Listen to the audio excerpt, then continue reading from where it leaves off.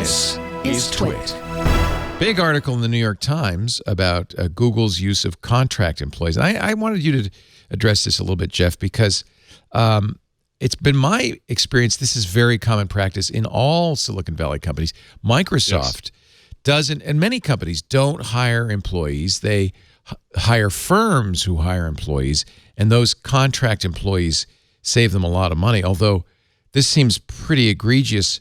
About half of Google's employment is contract employees. Yeah, but let's a few things about this. One is others do it, right? Condé Nast did it. Vox has a union now, and there's a kerfuffle today about how they're hiring freelancers.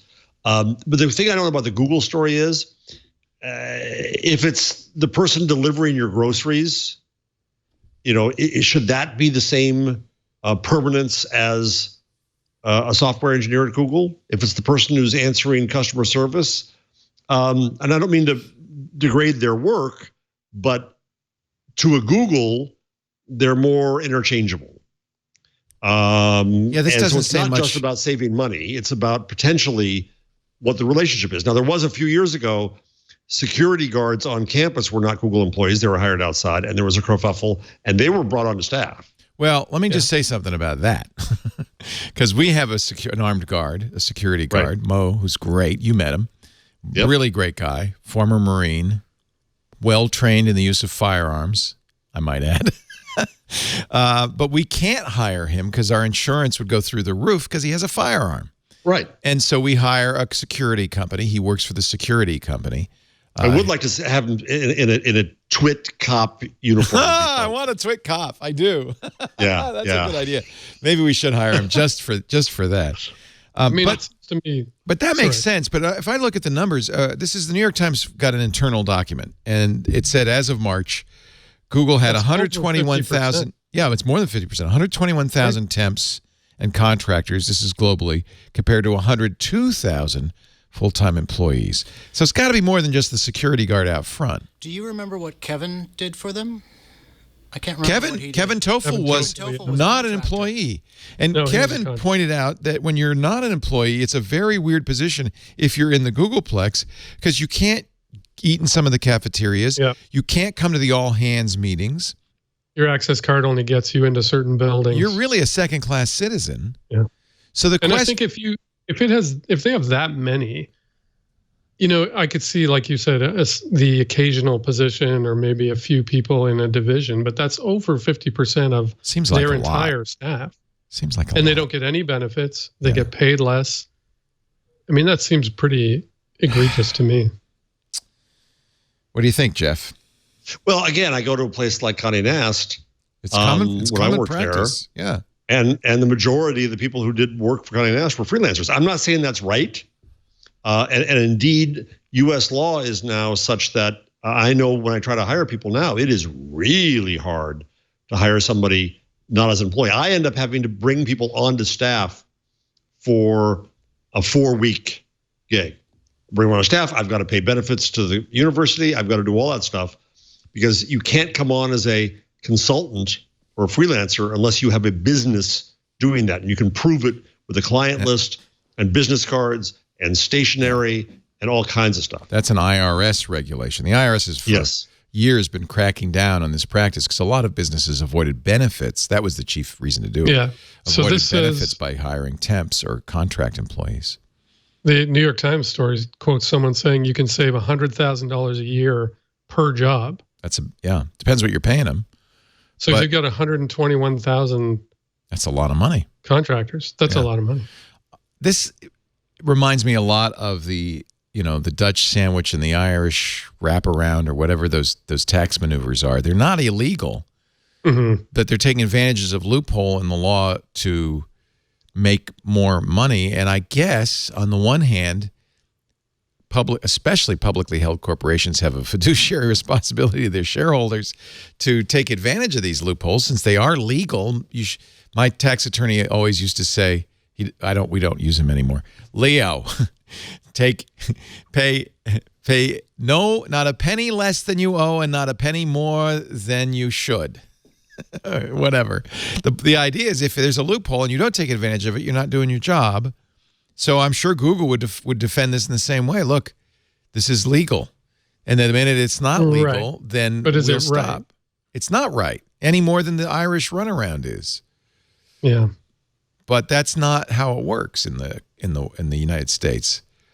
And the thing that bothers me is the reason it's that way is because corporations spend lots of money on political action committees and lobbyists and elections to keep the laws in their favor, and it's too bad. Anyway, we use temp employees. You guys don't work for TWiT, but when you're in the building, you're an employee. So I mean, I guess in a way you could say the same thing about TWiT. Probably half of our employees, or more than half, are contractors. But it's exactly as you said, Jeff. They fit the IRS requirement, which is they do this for a living with other clients. That's why we never stop people from having other podcasts. That there's generally, it's supposedly the schedule is your own.